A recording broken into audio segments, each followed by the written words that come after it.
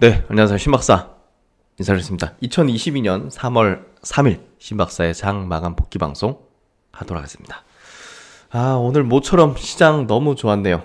네, 양시장 모두 강세, 아시아권 증시에서도 가장 강한 어떤 형태가 좀 나왔고, 또 이제 셀트론 관련해서 좋은 소식, 기사 내용이 나왔으며, 또 이제 금리 부분이 이제 가장 컸죠. 예, 미국에서 파월 의장의 이제 발언이 나왔는데 0.25% 이제 인상에 대해서 지지를 한다. 그래서 시장 예상보다 이제 적은 거잖아요. 0.5% 상승할 걸로 이제 인상할 걸로 예상했는데, 그래서 어찌됐든 이제 긴축 기조의 어떤 흐름이 빨라지는 걸 좀 시장에서 우려를 했지만, 그 부분이 아닐 것이다 하는 어떤 이런 발언들이 결국 시장에는 굉장히 좋은 영향을 미친 걸로 볼 수 있을 것 같고요.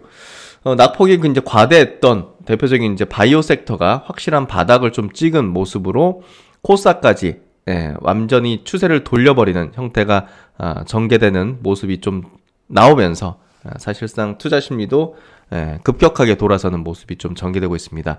바이오 섹터의 어떤 센티를 바꿀 수 있는 건 역시나 셀트론의 불확실성 해소죠. 이 부분에 대해서 자세히 한번 짚어보고 전체적인 시장에 대해서 정리해보면서 어떤 전략들을 가야 될지 한번 생각해보는 시간 가져보도록 하겠습니다.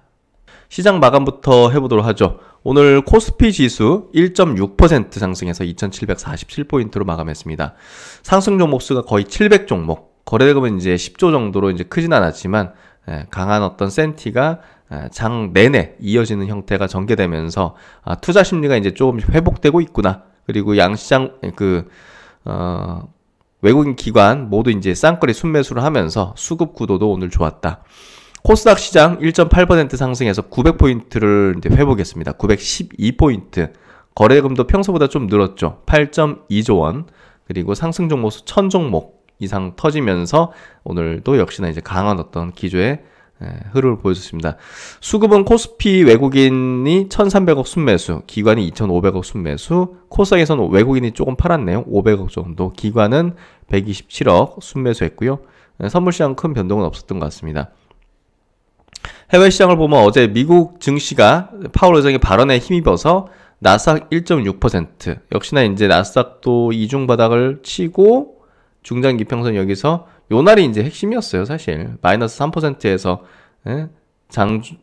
장중 변동성 6%, 7% 가까이 되면서 3% 상승할 때, 요때가 이제 어떻게 보면 추세를 돌렸다고 볼 확률이 높아진 지점이었고, 이게 이제 지지받아 어떤 형태가 전개되면서 추세가 전환됐을 가능성이 매우 높은 어떤 흐름이 전개되고 있죠. 다우지수도 역시나 이제 이중바닥 형태 만들면서 올라서고 있고, S&P 500 지수 1.8% 상승하면서 중장기평 241선에 닿고 있는 그런 형태 되고 있습니다. 오늘 일본 증시 0.7% 상승했고요. 홍콩 보합 정도, 대만 강보합 정도, 그리고 상해 증시 역시나 보합. 그래서 한국 증시가 제일 셌죠. 코스피 1.6%, 코스닥이 1.8%. 그래서 올해 낙폭이 과대했기 때문에 그만큼 반등도 강한 기조의 흐름이 전개되고 있고요. 유가는 계속 올라가고 있어요. 6.9% 상승했고, 또 이제 10년물 국채 다시 또 올랐습니다. 8.6%. 그래서 뭐 이런 부분에 의해서 다시 올랐으니까 증시 다시 빠지는 거 아니야? 이게 아니라 지금 기존 이제 기준금리에 대한 부분이 좀 우호적인 어떤 부분이 되면서, 그리고 뭔가 좀 불확실성을 해소시키는 그런 강력한 또 발언을 하면서 시장은 좋은 방향으로 좀 해석을 반영을 한 것 같습니다. 그래서 어떤 이슈가 나왔을 때 시장이 어떻게 반영하는지가 중요하지, 그걸 해석해서 그게 호재인지 악재인지는 시장이 판단하는 문제지 우리가 판단하는 문제가 아닙니다. 그렇게 좀 해석을 하는 게 필요할 것 같고요. 어쨌든 원자재 가격은 계속 오르고 있고, 또 이제 채권금리도 다시 또 오르는 형태가 좀 전개됐고, 시장은 좀 안정화되고 있고, 여러 가지 어떤 불확실성도 해소 기조의 흐름으로 전개되고 있다. 그러면 이제 코스피 코스닥 지수 차트를 한번 좀 보도록 하죠. 코스피 지수 차트 오늘 481선을 돌파는 하지 못했지만 거기에 딱 걸쳐 놓는 형태. 그리고 코스닥의 의미가 굉장히 크죠. 역시나 이제 갭으로 떨어졌다 갭으로 상승해서 마감시켰잖아요. 성골 반전의 어떤 형태로 추세 전환의 신호로서 강력한 모습이 나왔다. 이렇게 좀 해석하면 될 것 같습니다. 그래서 오늘 481선까지 돌파하는 흐름이 전개된 코스닥이 전 세계 증시의 가장 승자다. 그리고 이걸 이끌었던 대표 업종이 한국 시장에서 바이오다. 바이오가 시장을 완벽하게 이끌어주는 형태가 전개됐다. 이렇게 좀 해석하시면 될 것 같고, 어쨌든 좋은 어떤 마감이 된 코스닥 증시고 또 바이오 섹터다. 그리고 성장주 중심의 강세로 성장주 하락으로 좀 고통을 보셨던 많은 투자자분들이 좀 웃을 수 있는 흐름이 좀 전개되고 있다. 이렇게 좀 보면 될 것 같습니다. 그래서 오늘 시총 상위주들을 한번 먼저 볼게요. 골고루 상승했는데 역시나 이제 성장주 위주의 강세. 삼성전자 1.6% 상승, 그리고 SK하이닉스 3.2% 상승으로 좋은 모습 됐고요. 네이버도 이제 이중바닥 형태가 형성이 되면서 2.6% 상승, 카카오 1.3% 상승 쭉 올라오네요. 그래서 근데 각도가 높지 않잖아요. 각도가 높지 않다는 거는 그렇게 뭐 추세 전환 내지는 이런 부분까지는 좀 어렵다고 해석해 볼 수밖에 없어요, 사실. 그래서 그 정도. 현대차 4% 튀면서 최근에 낙폭이 굉장히 컸죠. 러시아 사태가 좀 악재로 크게 좀 작용하는 형태가 좀 됐던 것 같은데 바닥을 좀 형성하기 시작하는 흐름이 전개되고 있고, 기아 그리고 현대모비스도 오늘 현대차 3인방 같이 좀 반등해주는 모습들. 오늘 역시나 시총 상위줄 중에서는 셀트론이 가장 강했습니다. 7.5% 상승하는 흐름이 전개되면서 결국 이제 좋은 모습을 냈고, 애플이 이제 LG 쪽에 이제 기판을 사용한다는 그런 기사들이 좀 전개되면서 LG 그룹주들이 굉장히 셌습니다. LG전자도 3% 상승하는 흐름이 좀 전개됐고, 또 이제 LG 지수사는 이제 별로 안 올랐네요. LG 지수사는 그렇게 오르진 못했고, LG노텍이 이제 당연히 이제 가장 큰 수혜를 보는 그런 기업이죠. 7.6% 튀었습니다. 오늘 그래서 기판 관련된 기업들이 상당히 좀 좋았고, 삼성전기도 3% 튀는 흐름들. 그리고 이제 그 자율주행 관련해서 현대오토에버 5%, 그리고 만도 5% 튀면서 이런 쪽도 이제 강했습니다. MC넥소도 3% 이상 강세를 보이는 흐름이 전개됐고, 현대위아도 5% 상승하는 흐름 전개됐네요. 그래서 오늘 뭐 건설주들 DLENC 2.3% 튀면서 뭐 다 올라왔네요. DL건설도 2% 상승, GS건설도 3% 상승, 대우건설 가장 셌습니다. 6% 상승. 그래서 시장 대비 월등히 강한, 올해 들어서도 거의 떨어진 게 없이 더 올라버리는 형태가 건설주죠. 현대건설 4% 상승, 그리고 중소형 건설사도 좋았어요. HDC 현대산업개발도 되돌리는 흐름들, 계룡건설 2.8% 상승, 금호건설 2%대 상승하는 흐름. 건자재 기업들 좋았어요. 벽산 7% 상승, 대림비에코 4% 상승, 한샘도 5.6% 상승하는 그런 기조의 흐름을 보여줬습니다.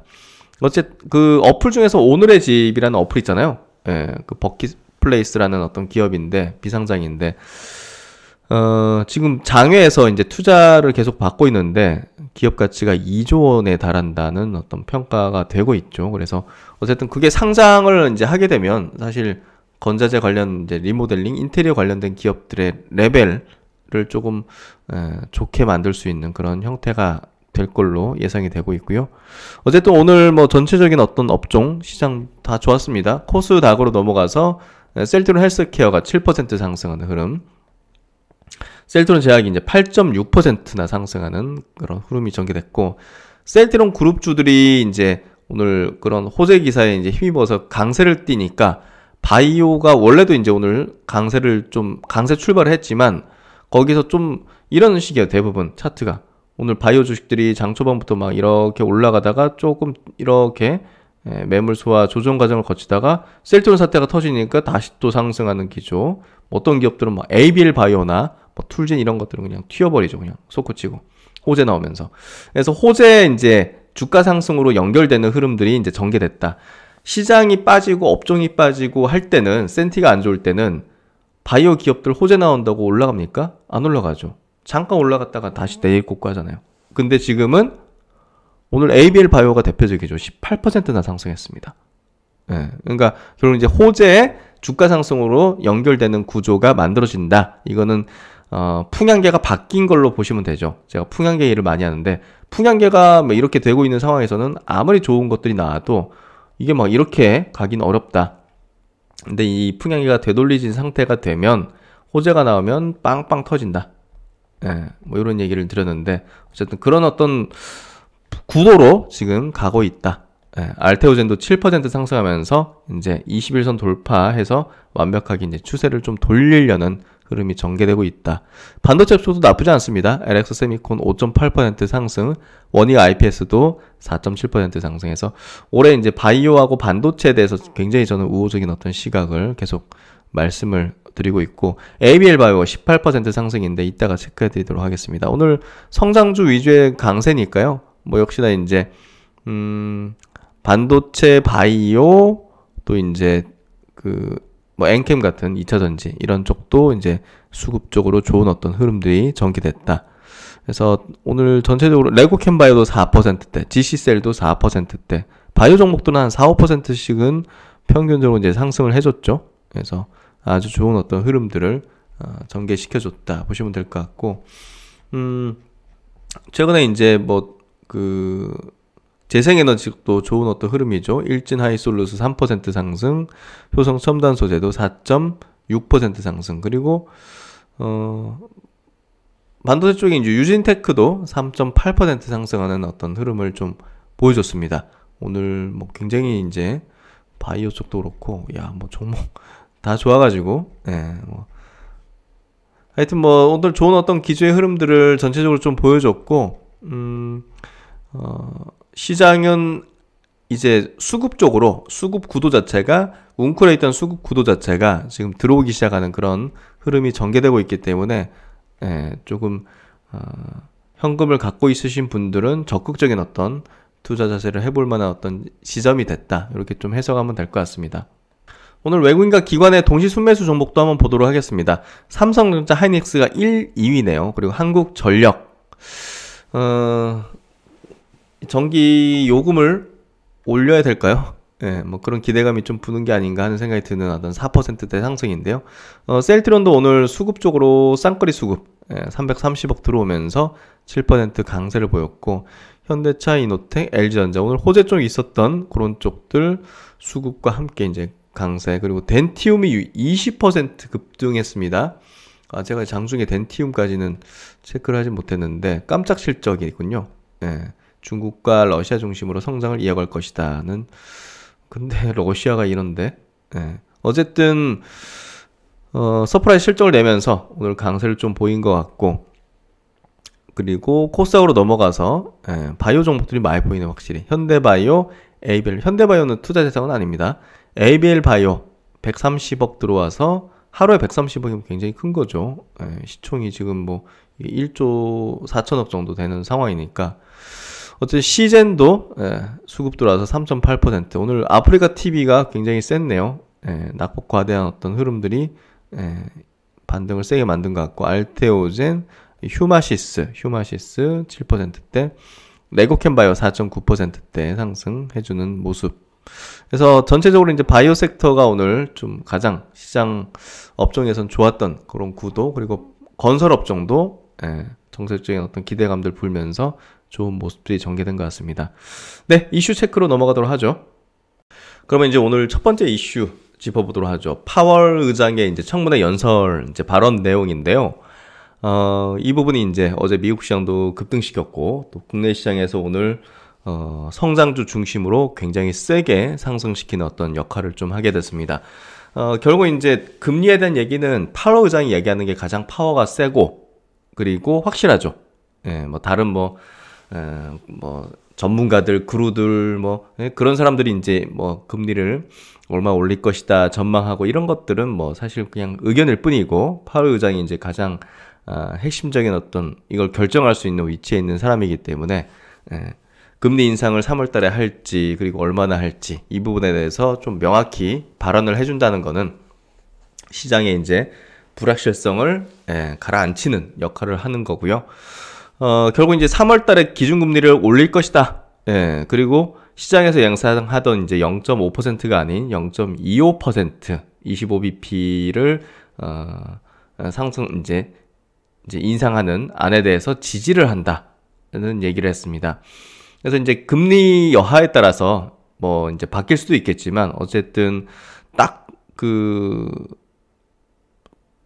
이제 말했잖아요. 예, 그런 부분이 시장에서는 상당히 좀 긍정적인 어떤 영향을 좀 불어넣었다. 이렇게 좀 보면 될 것 같고요.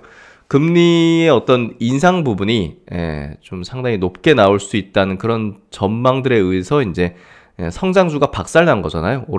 올해 들어가지고. 근데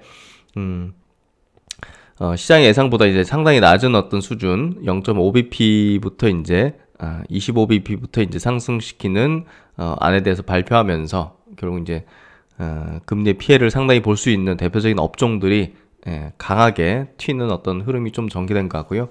그래서 이제 성장주들의 어떤 바닥권이 좀 형성되는 형태가 뚜렷하게 오늘 좀 나왔습니다. 특히나 이제 바이오 섹터는 뭐 엄청나게 이제 급등했죠. 대부분의 종목이. 그래서 그런 것들 보면 이제 금리가 어느 정도 좀 적절하게 올리는 어떤 형태가 되는 거에 대한 어떤 시장의 지지, 그리고 이제 뭔가 좀 전망들을 하기 시작했다. 그리고 이제 거기에 따른 또 수급이 또 유입되기 시작했다. 이렇게 좀 해석을 하면 될 것 같습니다. 파월 의장의 발언은요, 나는 0.25% 인상을 지지한다. 인플레이션이 지속해서 높은 상태를 유지하면 금리를 더 올리는 등 적극적으로 움직일 준비가 돼 있다. 그래서 일단 25bp 그리고 인플레 보면서 이제 결정하겠다. 그래서 연준은 지난 1월 연방 FOMC 정례 회의 직후 조만간 금리를 인상하겠다는 방침을 밝힌 바 있고 3월 인상설이 유력하게 거론되어 왔는데 결국은 이렇게 연준 의장의 발언이 나오게 됐습니다. 그래서 시장에서는 어느 정도 좀 불확실성 내려앉았고 차기 FOMC는 오는 이제 15일, 16일에 열린다 해서 이때 이제 금리를 올릴 걸로 예상이 되고 있습니다.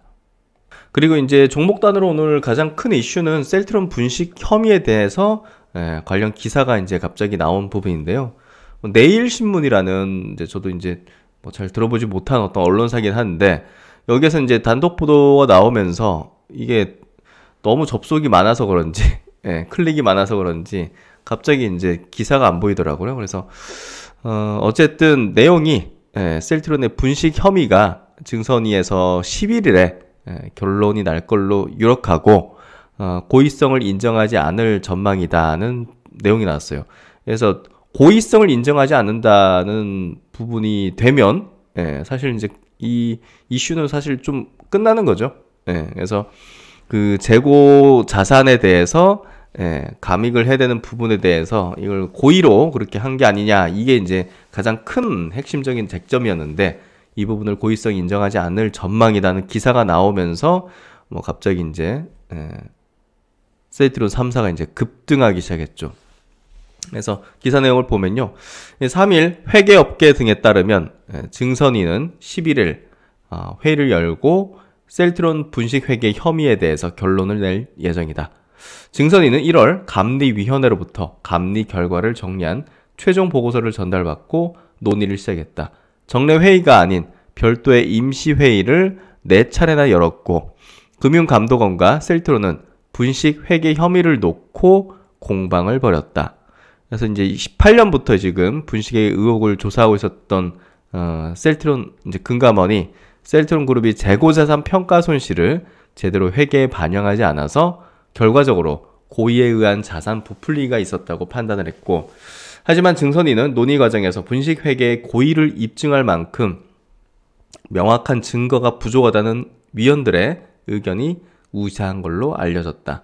앞서 증선위 자문기구인 감리위원회는 고의성에 대한 결론을 내지 못한 채 2가지 의견을 모두 증선위에 올렸다.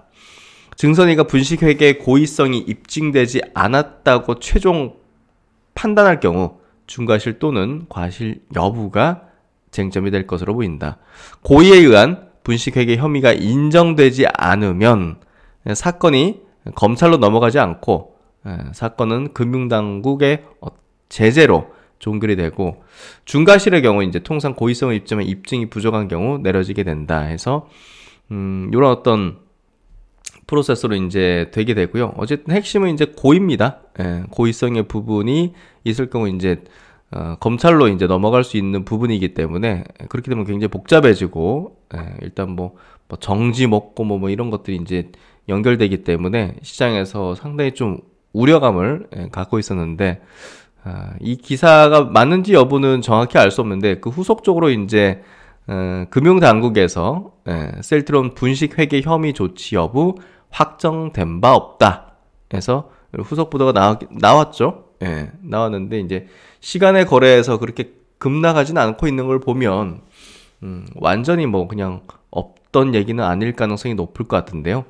금융당국이 셀트론 그룹의 분식 회계 혐의에 대한 고의성을 입증하지 않을 것이란 언론 보도에 대해서 조치 여부와 조치 수준에 대해서는 확정된 바가 없다는 이런 답변을 했죠. 그래서 이 부분을 보면 사실 일단 뭐 조치 여부나 조치 수준에 대해서 확정된 바가 이제 없다는 얘기는 뭐 당연히 나오는 어떤 얘기, 이제 좀 결정된 건 없으니까. 근데 11일에 이제 회의를 열고 셀트론의 분식 회계 결론을 낸다는 부분에 대해서는 반박을 하지 않았거든요. 그래서 어쨌든 11일에 뭔가 좀 결판이 난다는 부분은 조금 맞지 않나, 그런 생각이 좀 드는데요. 어쨌든 시간으로 이제 이 기사 보도에도 불구하고 빠지지 않고 있다는 거는 그래도 이 기사가 완전히 없는 얘기를 지어낸 건 아닐 것이다는 좀 추측을 좀 해볼 수 있지 않을까 생각이 되고요. 어쨌든 금융당국은 현재 관련 사안에 대한 증권선물위원회 심의가 진행 중이며, 일부 기사 내용은 사실과 다르며 조치 여부, 조치 수준에 대해서는 확정된 바가 없으므로 보도에 신중을 기해달라 설명했다. 뭐 저번에도 이제 뭐 갑자기 이제 흘러나왔기 때문에 굉장히 조심하는 것 같고, 일단 11일 날 이제 확정되는 거는 조금 많은 게 아닌가 개인적으로 좀 생각이 됩니다. 그래서 아까 뭐 내일 신문에 이제 기사 내용을 조금 더 밑부분을 보면, 금감원은 유통기한 연장 여부를 알아보기 위해서 식약처에도 확인을 벌였지만 고의성을 입증할 만한 답변을 받지 못한 것으로 전해졌다. 그래서 금감원은 계속 이제 이 부분을 찾았는데, 뭐 근거를 이제 찾지 못한 것 같아요. 고의성을 이제 입증하지 못한 것 같아요. 이번에 증선위가 셀트론 사건에 대한 최종 결론을 내리게 되면 2018년부터 5년간 이어져온 분식 회계 논란이 종지부를 찍게 된다. 금감원은 2020년 셀트론 사건을 마무리 지으려고 했지만 고의성 입증을 위한 추가적인 증거 확보에 나서면서 조사에 오랜 시간이 소요됐다 해서, 상당히 좀 금감원 측에서 셀트론의 어떤 이 논란에 대해서 상당히 파고들고 또 증명해내려 이제 노력했던 것 같습니다. 근데 이제 그게 안 됐던 것 같고, 당연하죠 사실. 당연한 거 아니겠습니까? 어쨌든 뭐 지금 분위기상, 그리고 오늘 뭐 여러 가지 어떤 수급 구도상으로도 볼 때 고의성 인정 안 될 걸로 보여지는 그런 흐름이 좀 전개되고 있다. 그리고 이 부분이 어느 정도 종지부가 찍히게 되면, 3월 11일 만약에 찍히게 되면 일단 합병의 수수는 상당히 좀 급물살을 탈 가능성이 높지 않을까 생각이 되고요. 뭐 거기 이제 그 자사주 매입이 이제 완료되고, 이제 보다 더 빠르게 지금 자사주 매입도 아마 회사 측이 진행을 해야 되지 않을까, 내부적으로 좀 검토하지 않을까 생각이 좀 됩니다. 주가가 이제 보통 이제 바닥을 찍었다고 좀 인식이 될 수 있기 때문에, 유동성도 풍부한 뭐 셀트론 그룹주야 그 뭐 며칠 상간에도 매수할 수 있는 어떤 물량이고 하니까 회사 측에서도 아마 서두르지 않을까 생각이 되고요. 뭐 거기에 따라서 합병에 대한 발표도 우리가 생각하는 것보다 조금 빠르게 진행되지 않을까 한 생각을 좀 해보고 있습니다. 어쨌든 좋은 내용이 나왔고, 오늘 오랜만에 VI까지 찍히면서 셀트론 그룹이 시장에서 상당히 주목받고, 거기에 따라서 셀트론 그룹주가 좋아져야, 그리고 불확실성이 해소돼야 전체 바이오 센티에 영향을 긍정적으로 미치면서 뭐 움직일 수 있죠. 어느 정도 바이오는 바닥을 찍었다고 볼 수 있는 흐름이고요. 사실 지금 현재 유망한 바이오 기업들에 대해서는 지금부터는 굉장히 용기 있게 좀 접근하는 어떤 방식들이 필요하다는 생각이 듭니다. 이제 뭐 그 오프라인 학회가 이제 시작되죠. 예, 조만간 3월 8일이죠. 이제 AICR 이제 미국 암학회 이제 초록이 발표됩니다. 그래서 그걸 기점으로 해서 뚜두둑 이제 그 오프라인 학회가 계속 연속적으로 열리기 때문에 바이오 센터에도 상당히 좀 긍정적일 것이고 또 글로벌적인 어떤 흐름도 좋아지지 않을까 생각이 됩니다. 코로나에 엄청난 피해를 봤던 신약 섹터가 이제 움직일 수 있는 흐름이 전개되기 시작했고 바닥에 대한 확인들이 벌어지는 어떤 내용들, 이슈들까지 같이 버무려져서 금리도 이제 어떻게 보면 유리한 어떤 구도로 잡히면서 참 어려운 어떤 그 암흑기, 그 암흑기를 좀 암흑기의 어떤 터널을 이제 끝을 향해서 빛이 보이는 그 끝을 향해서 가는 그런 지점이라고 좀 생각이 되는 흐름이 좀 펼쳐지고 있습니다. 토요 강좌를 통해서 계속적으로 바이오에 대해서 좀 깊이 있고 심도 깊은 내용들을 좀 짚어드리고 있는데요. 다시 한번 복습을 한번 해보시면 어떤 종목이 유망하고 어떤 종목을 투자를 해야 될지에 대해서 아마 가늠이 되실 거라고 생각합니다. 계속적으로 이제 내용들 많이 나오게 될 것 같습니다. 바이오 쪽에서 그것들 잘 체크해드리면서 현명한 결정들을 하실 수 있도록 최선을 다해보도록 하겠습니다. 그리고 이제 오늘 바이오 섹터 내에서 가장 세게 올랐던 종목이 이제 ABL 바이오입니다. 최근에 좀 기술 이전도 굉장히 좀 유의미한 거 발생했었고 또 이제 많이 제가 이제 분석을 해드리고 강조를 드렸던 기업이죠. 그래서 오늘 뭐 단독 기사로 이제 ABL 111이라고 이제 그 기술 이전한 거 있습니다. 중국 아이맵이라는 회사에 이제 기술 이전한 역시나 이제 이중항체 파이프라인인데 요게 이제 희귀의약품 지정이 됐다는 어떤 내용이 이렇게 나오면서 좀 상승을 좀 했는데요. 사실 이게 요 내용 때문에 상승했다고 보기보다는 사실 미국 암학회 이제 그 참석하죠. 거기서 이제 발표할 내용들에 대한 기대감들이 조금 더 중요하지 않았을까 생각이 되고요. 어쨌든 지금 국내 이제 신약사 중에서 가장 이제 대규모 기술 이전, 추가적인 기술 이전의 가능성이 높은 기업이 ABL 바이오입니다. 그래서 이런 호재에 민감하게 주가가 반응하기 시작했다는 것 자체는 기대감이 다른 기업 대비해서 월등히 지금 높게 형성돼 있고 뭐 한정된 수급상 구도에서도 볼 때 기관들이 가장 세게 이제 매수를 하려는 그런 어떤 흐름들을 보여주고 있죠. 오늘도 대량 이제 기관들의 이제 순매수가 있었고 어떻게 보면 이제 올해 들어서도 주가가 좋은 어떤 흐름을 좀 내고 있죠. 그리고 이제 현대차증권에서 그 이번에 이제 미국 암학회 참석하는 기업들에 대해서 이제 포인트를 좀 짚는 이제 리포트를 하나 내는데요. ABL 바이오를 보면 역시나 이제 이번에 이중항체 면역 항암 이중항체 플랫폼을 가지고 만드는 면역 항암제에 대해서 이제 발표를 합니다. 작년 11월 달에 이제 첫 공개를 했었던 ABL 103인데 First in Class를 기대를 한다고 하고 후속 결과에 대해서 이제 6개월 만에 발표를 하면서 상당히 시장에서도 기대를 가지는 그런 부분입니다. 기존 면역 항암제의 반응률이 낮은 3중 음성 유방암, 난소암 등 고용암에서 과발현하는 인자 이 부분을 억제하고 보험 비비를 통해서 T세포를 활성화시키는 기전을 가지고 있는 그런 파이프라인이고요. 어쨌든 이제 내년에 FDA 임상 1상 신청을 예정하고 있는 이제 파이프라인인데요. 이번 AACR 발표에서 지난 발표 내용 이외에 새로운 내용들이 추가될지에 대해서 좀 주목을 해볼 필요가 있을 것이다. 그래서 이런 자리는 또 많은 글로벌 제약사들이 관심을 갖고 있고 보고 있는 이제 학회니까요. 이런 데서 또 좋은 내용이 있으니까 발표를 하겠죠. 그래서 그렇게 되면 이제 뭐 또 이제 기술 이전 가능성이 높아진다. 이런 기대감들이 미리 지금부터 불고 있다. 이렇게 좀 보면 될 것 같고요. 결국 이제 학회 모멘텀입니다. 이제 데이터로 말을 해주는 그런 이제 시점이 되는 거고 그만큼 바이오 기업들에 대한 관심도가 시장에서도 높아지는 시즌으로 이제 들어간다. 이렇게 좀 해석하면 될 것 같습니다. 이외에도 이제 많은 기업들이 참석을 해요. 그래서 제가 하나하나씩 한번 좀 시간 될 때 짚어드리는 한번 시간들 가져보도록 하겠습니다. 그리고 이제 시장 전체적인 어떤 내용 하나 짚어볼게요. MSCI 이제 지수 있잖아요. 예, 요거 이제 이머징 마켓 내에서 러시아의 이제 제외가 확정됐다고 합니다. 그래서 3월 이제 9일이죠.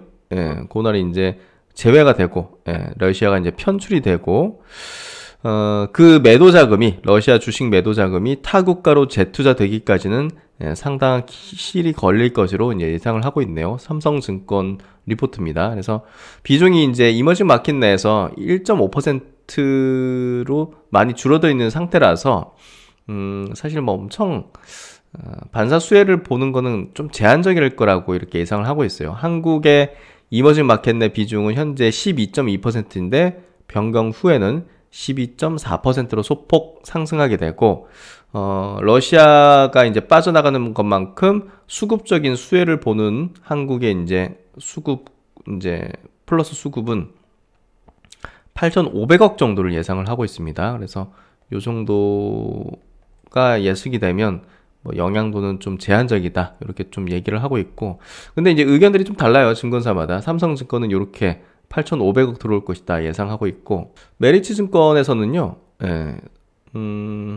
일단 편출 확정됐고 3월 9일 장마감 이후 이제 적용되는 부분은 같이 얘기를 하고 있고, 대형주 위주로 이제 외국인 자금의 유입이 기대가 된다. 그래서 그렇죠. 뭐 대형주 시총 상위 한 12기업들 위주로 이제 수급적인 어떤 유입이 이제 기대되는데, 이번 주부터 7일, 8일, 뭐 9일은 이제 우리 이제 대선일이니까 휴장이죠. 7일, 8일 대형주 위주의 외국인 자금 유입이 기대된다. 그러니까 어떻게 보면 지금부터 대형주의 수급이 좀 들어올 것이다. 그래서 삼성전자를 보면 1.2조가 들어올 것이다. 굉장히 세게 들어온다고 예측을 하고 있어요. 아까 한국 시장으로 8천억 정도 들어온다고 삼성증권이 예측했는데, 메리츠에서는 지금 삼성증권 한 종목만 1.2조가 유입될 것이다 해서 좀 세게 예상을 하고 있네요. 한 2조 이렇게 들어올 걸로 예상을 하는 것 같아요. 그래서 뭐 이거는 뭐 좀 가정에 따라서 다 이제 의견들이 틀리기 때문에 어떻게 될지 모르겠지만 엄청난 영향을 줄 건 좀 아닐 거라는 생각이 좀 듭니다. 그래서 이게 뭐 단순히 며칠 상간에 다 들어온다든지 이런 개념보다는, 지금 뭐 러시아 증시는 거래 정지돼 있는 상태입니다. 그렇기 때문에 그거 뭐 거기서 자금 빼서 딴 데 가려면 그게 열려야 되겠죠. 그래서 그런 부분에서 볼 때 단기간에 좀 영향을 주긴 좀 어려울 것이다. 이 정도로 좀 개인적으로 생각한다. 그리고 이제 오늘 업종 중에서 굉장히 또 강했던 업종이 건설 업종입니다. 결국은 이제 제가 생각했던 구도로 가는 것 같아요. 건설 업종, 이제 건축 관련된 규제가 계속 이제 완화될 거라는 거죠. 특히나 이제 오늘 야권 단일화 얘기들이 좀 오전부터 나왔습니다. 그래서 야권이 어떤 대선 승리 가능성이 좀 높아진다는 측면도 결국은 이제 이 건설, 건축, 뭐 재건축이든 이런 쪽에 대한 어떤 규제 완화를 강력하게 주장하고 있는 그쪽에 대한 정권의 어떤 이제 정권이 교체 가능성이 좀 높아진다는 측면이 아무래도 이제 이 건설 업종에 전반적으로 좀 우호적인 어떤 영향을 좀 미친 것 같고요. 또 이제 오늘 서울 스카이라인이 확 바뀐다 하면서 지금 35층으로 층고 제한이 돼 있는 상태인데, 이거를 이제 폐지하는 부분을 오세훈 서울시장이 좀 발표를 했습니다. 그래서 어쨌든 이런 부분들이 이 건설 업종에는 좀 추세적인 어떤 강세를 좀 만들어낼 가능성이 높다. 간단하게 이제 체크해 볼게요. 서울시가 지난 10년 가까이 주거용 건축물에 일률적으로 적용해온 층고 규제를 없애기로 했다. 토지의 주요 용도를 규정하는 용도지역 제도 개편과 도시철도 지상 구간의 지하화도 추진한다 해서, 지금 여러 가지 어떤 삼성동 거기랑 여러 군데 지금 지하화하는 걸 추진하고 있잖아요. 그런 부분들이 이제 본격 이제 개발 추진될 수 있는 어떤 흐름이 좀 전개될 것 같고, 뭐 그런 부분에서 이제 건설업종 전반으로 상당히 우호적인 어떤 흐름들이 될 것 같습니다. 부동산 시장의 어떤 변화도 예상해 볼 수 있는 그런 어떤 규제 개편 완화 책들이 본격화되기 시작했다. 이렇게 좀 해석하면 될 것 같고요. 어쨌든 이번 그 대선에 대해서 가장 영향도가 높은 이제 섹터는 건설 업종이라고 저는 생각합니다. 원전도 있지만 원전이야 이제 많은 종목들이 이제 있는 그런 쪽은 아니니까 어쨌든 이 건설 업종이 이 정권의 만약에 이제 교체 시 가장 수혜를 볼 수 있는 그런 섹터군, 업종군일 것이다. 그래서 대형 건설주 그리고 이제 중소형 건설주 적절히 섞어서 이제 포트 형성하면 제가 볼 땐 좋은 어떤 수익을 낼 수 있을 거라고 생각을 합니다. 그래서 오늘 시장 마감 그리고 이제 이슈까지 정리해봤는데요. 오늘은 참 그 힘이 있게 기분 좋게 또 이제 말씀을 드리고 영상을 좀 만들었던 것 같습니다. 오늘 같은 시장이 언젠가는 올 것이고 또 이제 여러 가지 어떤 사태들이 끝이 분명히 이제 올 건데 뭐 그게 언제일지는 이제 모르는 것뿐이었고 사실 그때까지 잘 인내하고 버티고 이제 딱 이제 잘 지켜내면 사실 좋은 어떤 상황은 반드시 오는 거죠. 그래서 그런 구간들을 같이 헤쳐나가는데 그리고 잘못된 행동을 하지 않는 거에 저는 많은 좀 말씀을 좀 드리고 싶었다. 이 부분을 좀 생각해 보시면 될 것 같습니다. 어쨌든 제약바이오도 바닥을 찍었고 전체적인 시장도 되돌려지는 흐름들이 전개되고 있습니다. 이제는 조금씩 시장에 대해서 우호적인 어떤 시각을 확실하게 좀 가지면서 적극적인 자세의 어떤 투자도 해볼 만한 구간이다. 하지만 아직 중기 추세가 강세 패턴으로 가는 그런 구도가 펼쳐지는 건 아니다. 거기에 대해서는 계속적으로 제가 시장을 체크해드리면서 좀 냉철하게 객관적인 어떤 부분으로 좀 설명을 드리도록 하겠습니다. 어쨌든 바이오센티는 상당히 좋아지고 있다는 게 확실하고요. 그리고 바닥을 찍은 것도 거의 확실합니다. 그래서 그런 부분을 한번 참고해 보시고 투자에 활용하시면 좋을 것 같습니다. 네, 오늘도 고생 많으셨고요. 수고 많으셨고 편안한 저녁 시간 되시고 심화사는 또 다음 시간 뵙도록 하겠습니다. 내일이 이제 금요일이네요. 내일 또 좋은 날을 위해서 열심히 또 공부하고 스터디하고 분석해 보도록 하겠습니다. 네, 편안한 저녁 시간 되십시오. 감사합니다.